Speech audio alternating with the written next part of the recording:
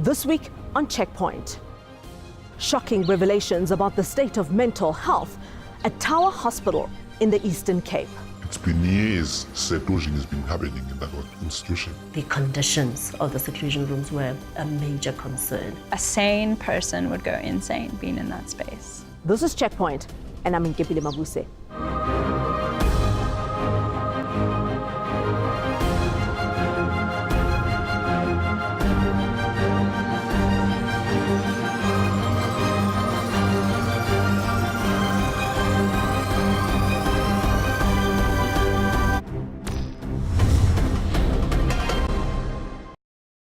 It's not unreasonable to assume that with the horrors of life as Esidimeni so thoroughly and publicly exposed, mental health care might have turned a corner. Yet, in the Eastern Cape, the treatment of psychiatric patients is suspected to be behind dozens of deaths. Please be warned, this report by Health E News, the first in a two-part series, may disturb some viewers.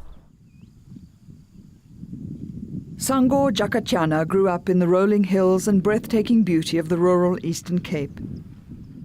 Sango was a fun, loving person. He was active. He did karate in the township, but he had a passion for music. His cousin, Golelwa, says they shared a happy and carefree childhood. When he was in his 20s, they realized something was wrong with Sango. In Xhosa, we call it amafufunyana or demons. We thought that he was possessed. It was something that would, go away with time.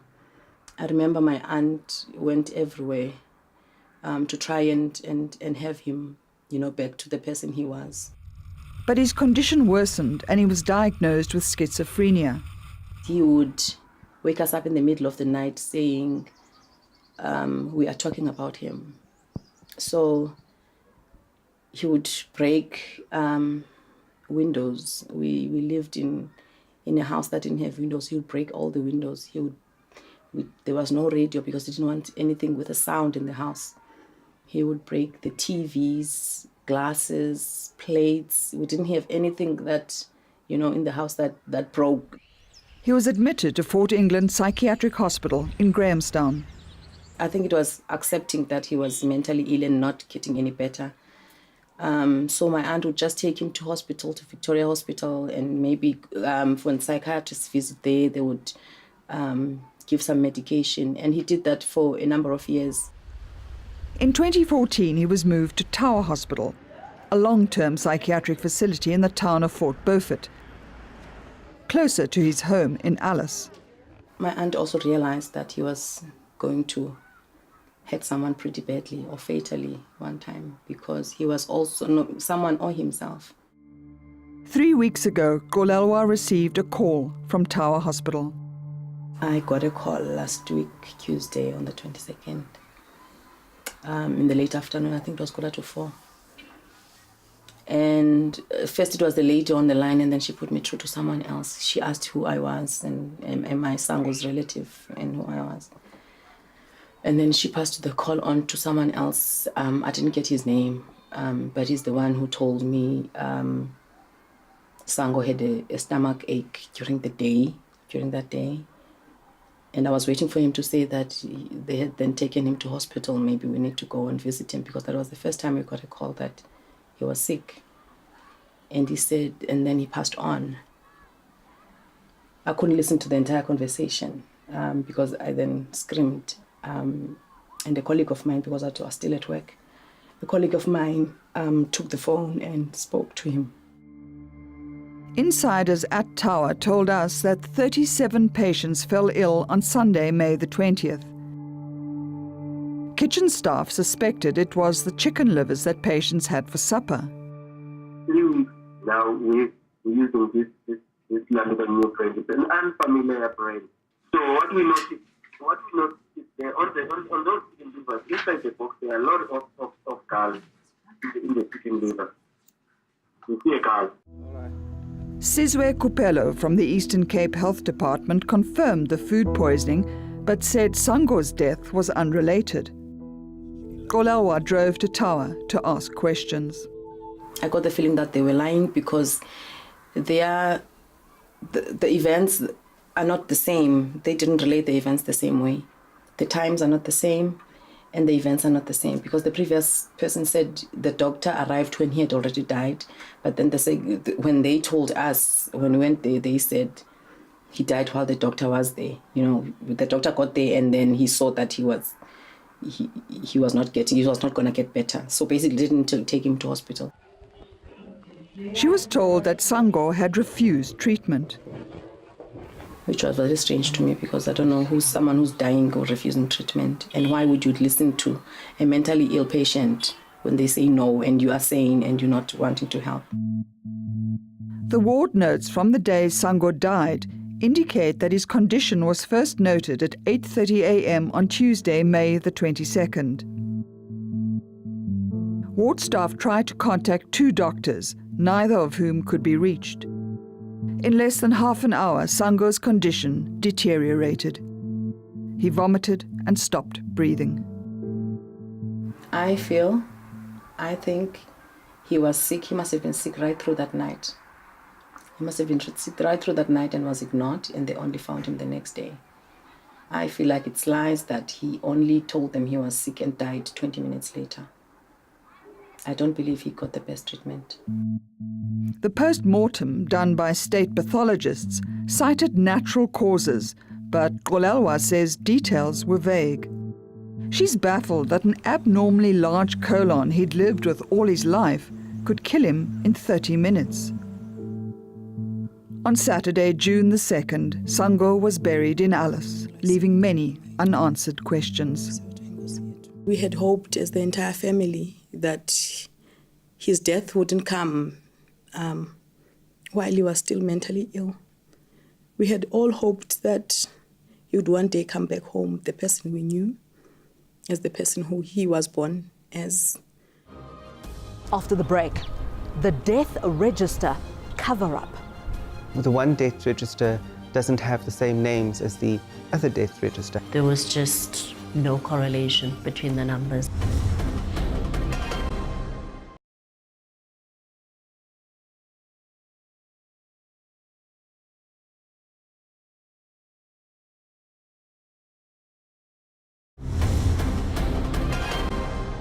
Staff at Tower Hospital told the Eastern Cape Health MEC's office that 25 patients had died in a period of 4 years, when in fact the number was closer to 70. Health E News now reports on what appears to have been a cover-up. Sango Jakatyana is just one of many who died mysteriously at Tower Hospital in Fort Beaufort, a 400-bed facility. In March, a psychiatrist blew the whistle on alleged abuses there. A psychiatrist couldn't keep quiet anymore about the events of that place, of the things that are happening there. And I mentioned this to my family, but because we don't have a choice, you know, we couldn't do, because if we had resources, we could have taken him out there. Dr. Kiran Sukeri spent 2 years as the sole psychiatrist at Tower. He resigned in March. This institution functioned without a psychiatrist for decades. During his time there, he says many patients died. He couldn't work out the official number because, he says, the death register wasn't accurate. There are 2 death registers. So, and according to the report that was released by the South African Society of Psychiatrists, they don't actually speak to each other. So we don't know the exact number. So, you know, the one death register doesn't have the same names as the other death register.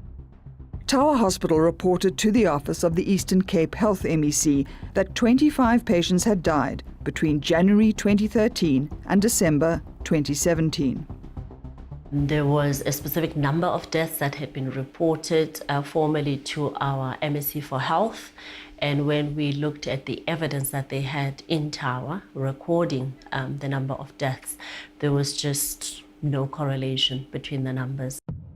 Professor Zukiswa Zingela is the Eastern Cape chair of the Society of Psychiatrists.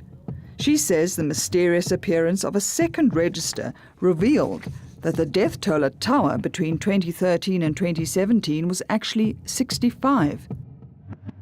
It appeared there'd been a cover-up. The logical thing would be to say, if you've lost your death register, that's what you would say. You would say, I'm sorry, MSC, I can't give you the numbers now because I've lost my death register. I will see if I can find this information in another way. That's not how it was handled. Instead, a specific number was given, which was based on unreliable sources. They had insinuated that the death register was stolen by the person that has made all these allegations, meaning that I had stolen the death register. It's interesting. I don't know what the investigation says. The register got lost, statistics was given, information got leaked to the media. The health department's Sizwe Kupelo says someone stole the register, then returned it. It's clear he believes it to be Dr. Sukeri. Mysteriously or miraculously, the report, the book in question was found on the desk. I mean, that really didn't make sense. So the figure remains a mystery. Everything is handwritten and then submitted to the head office, to the head nurse's office. So you have all these written submissions that then have to be recorded, and they're not recorded electronically either in the head nurse's office, they're recorded by hand. The handwritten death register makes it hard to work out what the real figure is. The number of deaths is very high.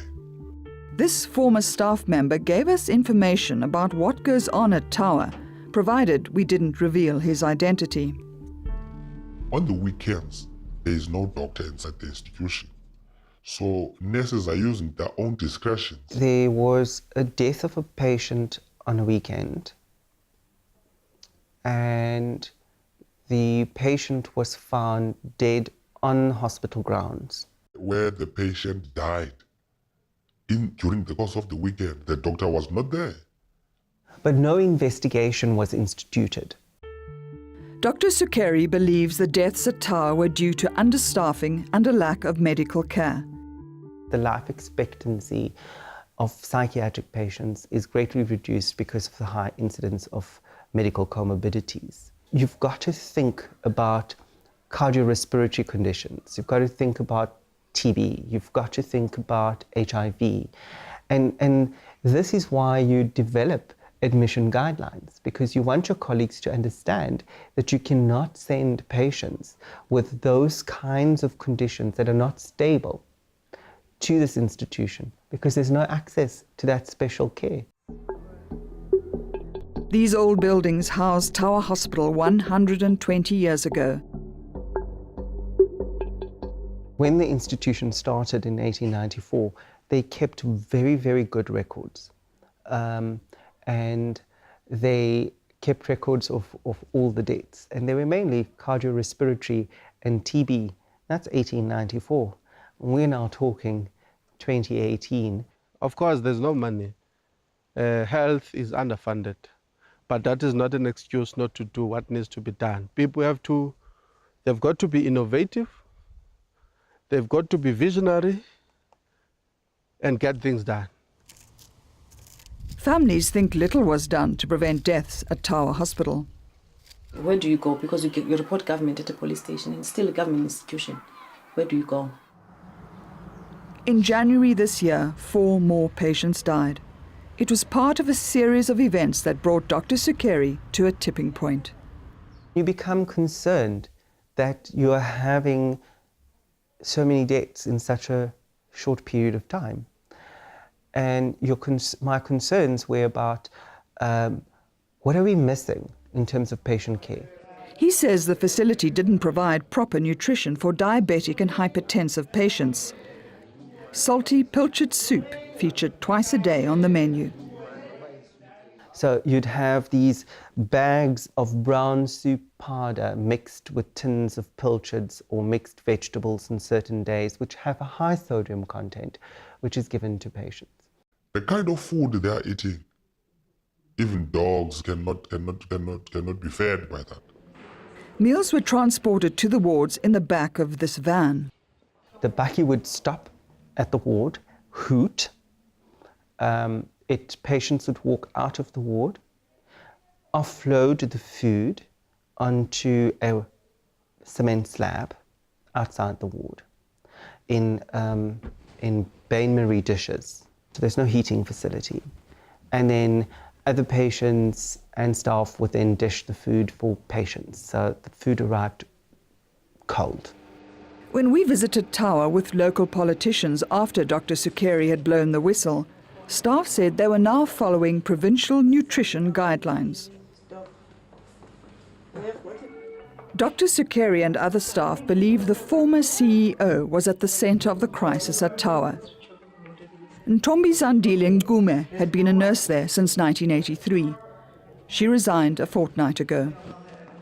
I remember the one time when a patient complained about the food or the clothes, was recording it in the patient's file.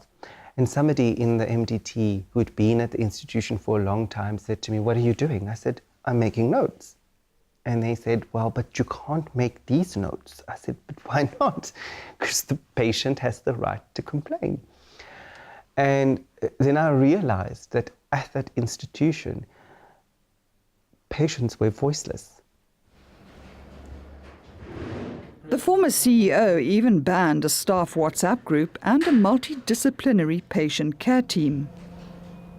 There's a very high level of paranoia, a very high level. It's very well systematized. It's almost delusional, in my opinion. The CEO wants to make the decisions. The CEO wants to tell the doctors what not and what to do. He's controlling that institution as if it is his yard or farm. When we return, the horrors of the seclusion rooms. A sane person would go insane being in that space.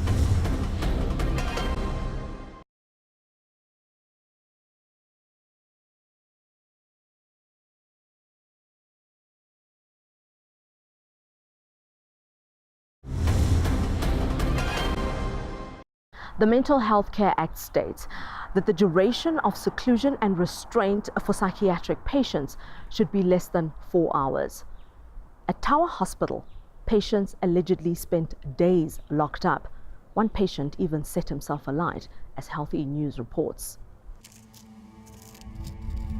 The people will scream in terror, words etched into the grimy walls of a seclusion room in Ward 6B at Tower Psychiatric Hospital in Fort Beaufort, a small town in the Eastern Cape. Written on these walls, it's like a patient had taken a pen or a sharp object and scratched this kind of haunting rhetoric, into the walls. It's a story Grahamstown-based community journalist Catherine Cleary has been following for months. A sane person would go insane being in that space. These single cells don't have bathroom facilities, so there's no toilet. There is a cement slab on which is placed a mattress, and they're placed far away from the nurses, so there isn't monitoring. And patients are there, some patients sleep there on a daily basis. If these walls could talk, they may tell a tale of patients locked up alone for days. The Mental Health Care Act permits 4-hour lockups under medical supervision. Seclusion cannot be used for extensive periods of time. It's not supposed to be used for punishment. We have a policy, a national policy in this country on how seclusion should be used.